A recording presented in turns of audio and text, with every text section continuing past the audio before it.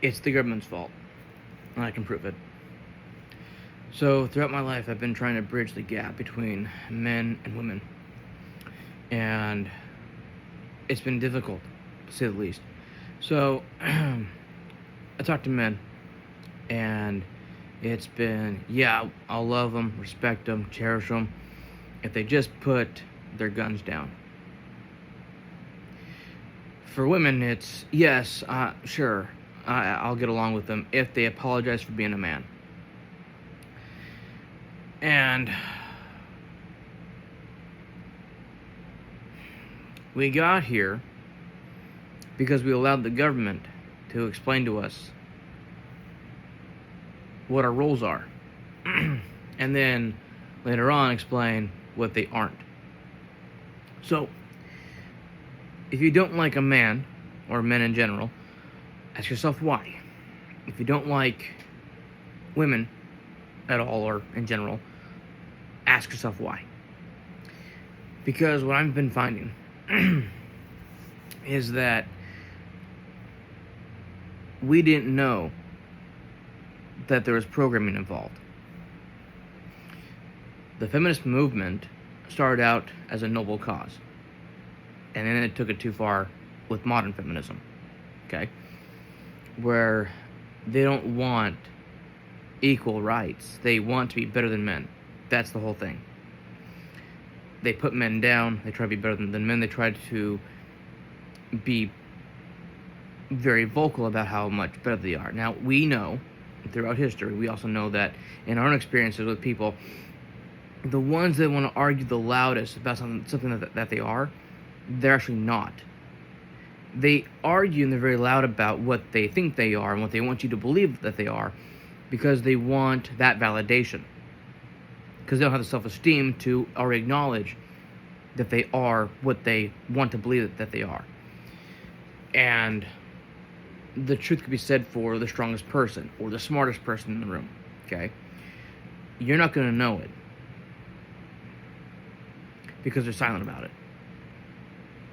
The really smart people don't argue that they're smart. They don't care. They're not going to do anything except show you how smart they are through their actions. Same with the strongest person in the room. Okay?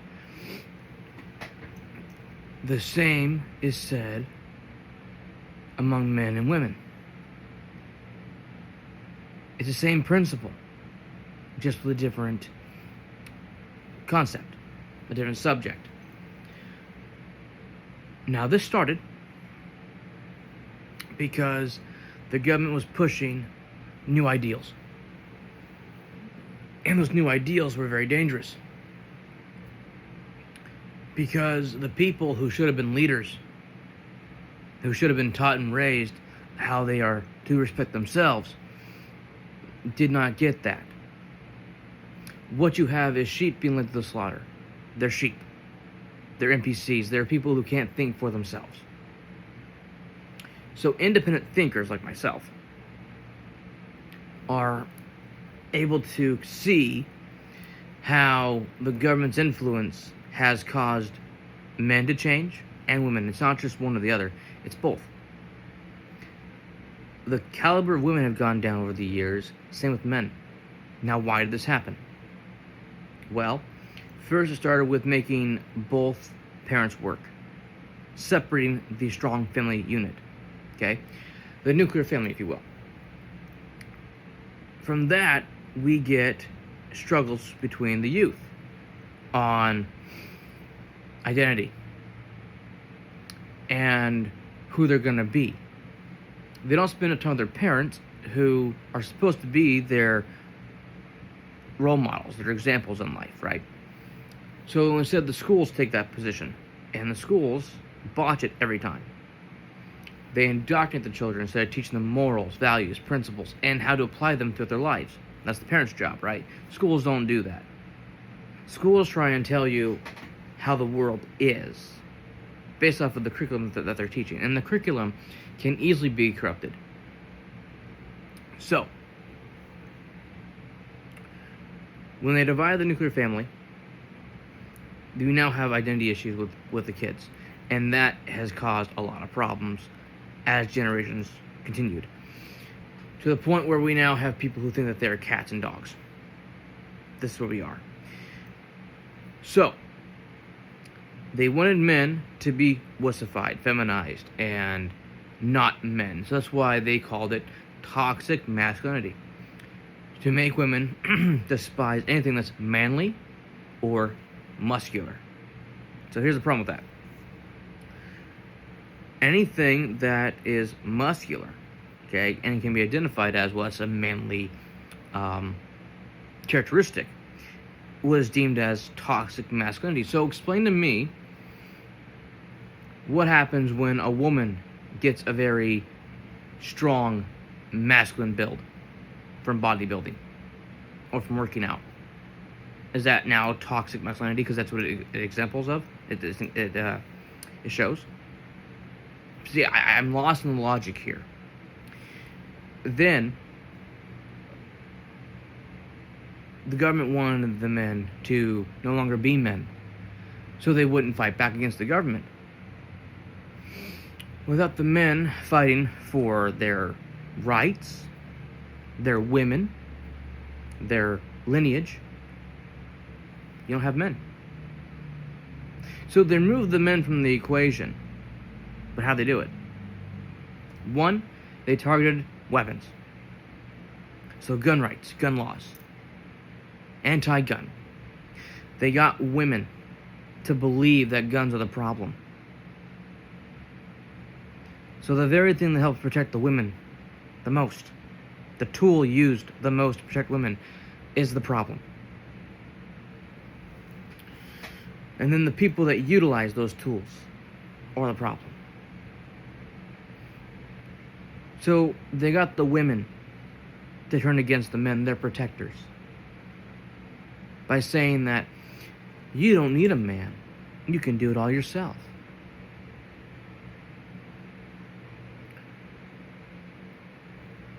Society, the government, pumped women full of lies, deception, manipulation, all so that they can control the outcome. If there's no men, there's no one to fight wars against the government, to fight for their rights. There's no more courage, no more strength, no more honor.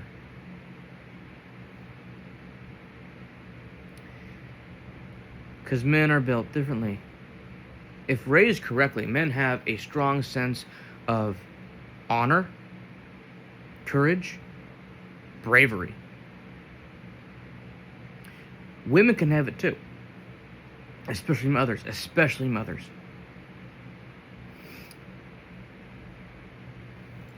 But look at the world today. You have more adult workers than you have mothers.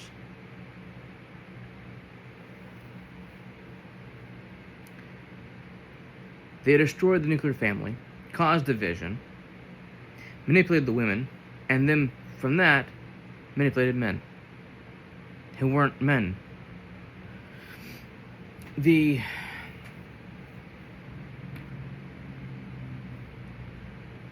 male physique and the male perspective on things is just as important, if not more, than a woman's.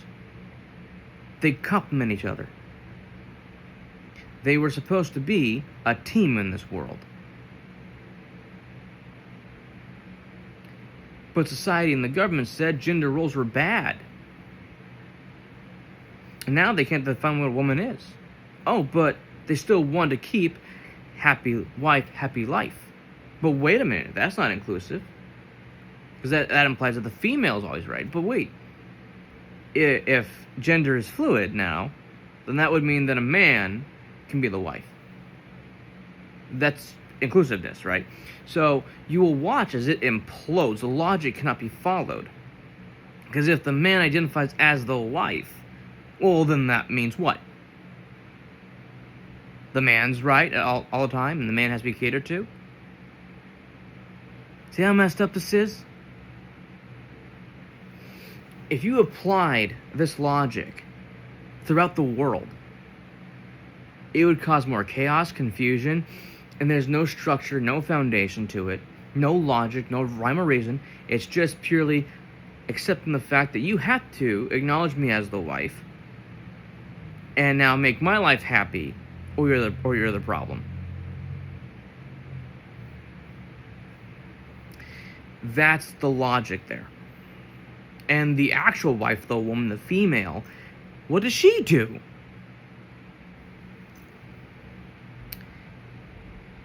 See, it's more messed up than you think. Because if she fights, well, then that's oppressive.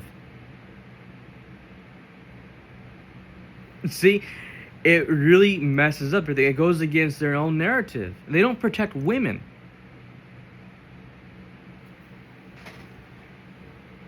The logic isn't there. And that's what the government wants. The government wants you confused, controlled, manipulated. And the best way to do that is, let's have the whole world hate men. And hate the weapons or the tools that they use and would use to protect what's precious to them. So let's go for this. There's the tribe, and the tribe's main weapons or tools are spears. Okay? Well, the tribe gets taken over. Land gets bought, whatever. There's a sneaky, underhanded way of doing it. Point is, now that tribe that used to thrive and flourish, and everything was wonderful, right? They were all happy. Okay? It doesn't matter what their roles were, what they did there. I'm just saying that this was what everybody in this tribe wanted. There was a certain way of doing things. They all agreed to it. They're all happy. Okay? And then someone gets authority over them and now tells them, you can't have your tools. You can't have your spears. And women, I want you now hate your soldiers. I want you now hate the warriors and hate the people that protected you. Hate your husbands. Hate everybody. And they blindly do it. Their once loyalty is gone. Their once loyal energy is gone. Now tell me how that's not subjugation. Tell me how that's not manipulative and controlling. Someone with higher power tells people what to think, what to feel, and what they can and cannot have.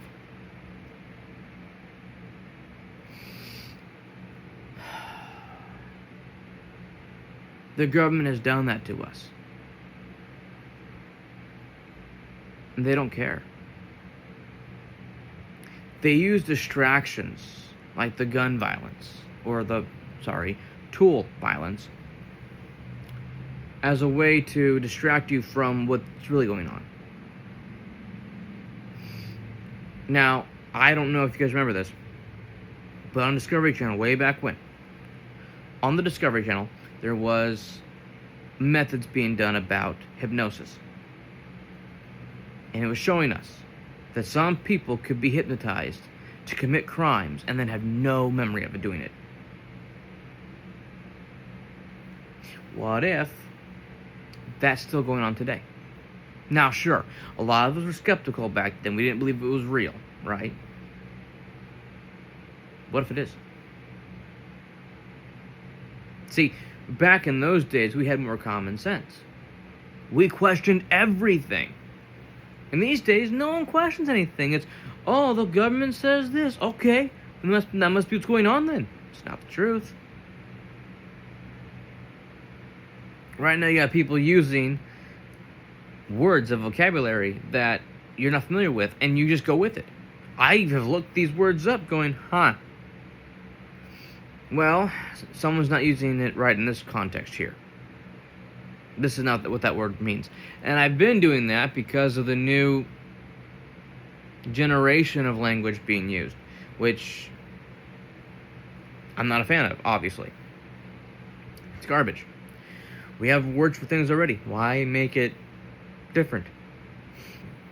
It's one thing if it's for really cool slang, like what we used to have, okay, in the 90s, the 80s, all right, or the 2000s. Because a lot of the language from, a lot of the slang from 80s and 90s carried into the 2000s. So we grew up with that. This slang is rubbish. Garbage. Absolutely trash. Which is why I don't like it. My parents don't like it. I don't like it. But people like it for some reason. So, cause and effect. If you remember science at all, you remember cause and effect. Laws of motion. Okay, Newton's, I think it's like 3 laws of motion. All of this stuff has a lot to do with what we're seeing. Okay? What bothers me the most is that we're distracted by fighting amongst ourselves. Men versus women, women versus men. But what caused it? What caused the huge fight? It wasn't the men and it wasn't the women. It was an ideal. A simple ideal that divided us. And that was, the men think less of you because you're a woman. Now, that might be true in some cases. There are some really awful men out there, but they took that ideal, they took that thought and ran with it to the point where they hate everybody. All men. Not just the ones that deserve it, but all men. And that bothers me. 'Cause wait a minute, let's look at this for a second. How many philosophers are men? Quite a lot. The philosophers that were women were Marxists and feminists. Not all of them, but there were some. I looked them up. There's a problem here. I'm not saying that women don't have the capacity for deep thinking. What I'm saying is the majority that we're seeing struggle with the deep thoughts and questioning things and asking the right questions. They believe what they're told, unless it's by a man. They believe what they're told, unless it's by a Republican. Very interesting. Do they second guess it? No. Do they ask questions? No. Do they research it? No. And when they get online, they go to their specific sites that feed them half-truths. Now, correct if I'm wrong, but didn't we have a saying way back when? Don't believe everything you hear or see on the internet. Didn't we have that saying? I think we did. I think a lot of people just forgot. So critical thinking is gone. Okay, very few people use it these days. And trying to be unfoolable is no longer practiced among a lot of people. So, that's why I believe it's the government's fault. Feel free to weigh in. I love to see what you got to say about this. I like to see what your thoughts are in the comments, because I really believe it started with the government pushing certain narratives that would cloud the judgment of other people, changing the world as we know it. Because we all know a house divided cannot stand. And how many homes do we know are broken? How many homes do we know the children these days, women, are voting Democrat just to make their parents mad? Causing more division, more pain, fueling the fire of hatred. It's not what your rights are for. You're supposed to vote for the person that you believe in, whose voice speaks for you as a voter. That's the reason you vote. You don't vote to make other people mad. That's not the reason you vote. And the way the women have been acting and abusing their rights is exactly why there's a conversation discussing if they should revoke the 19th Amendment. Am I in favor of it? I see pros and cons to it. Officially, I don't think that every woman deserves it. I don't think that every woman should be stripped of their rights like that. I think it should only apply to those that abuse their rights, if you want my honest opinion. However, as we all know, there are exceptions to every rule. That's why we don't overgeneralize.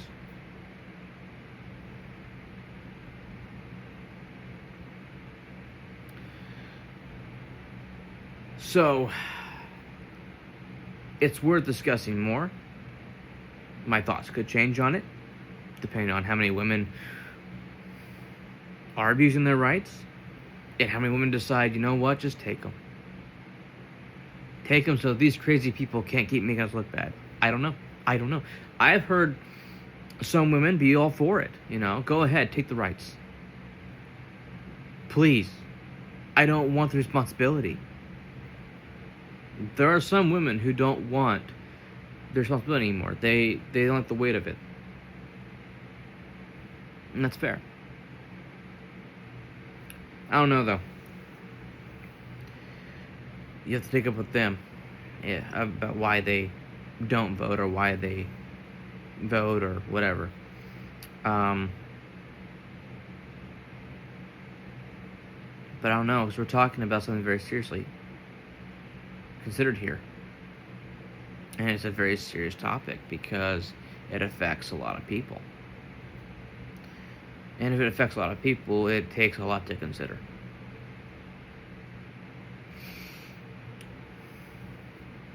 But that's all why I believe the government's responsible for splitting up and responsible for why men and women are divided. So please, weigh in. Give me your thoughts. Do you think I'm right? What do you think?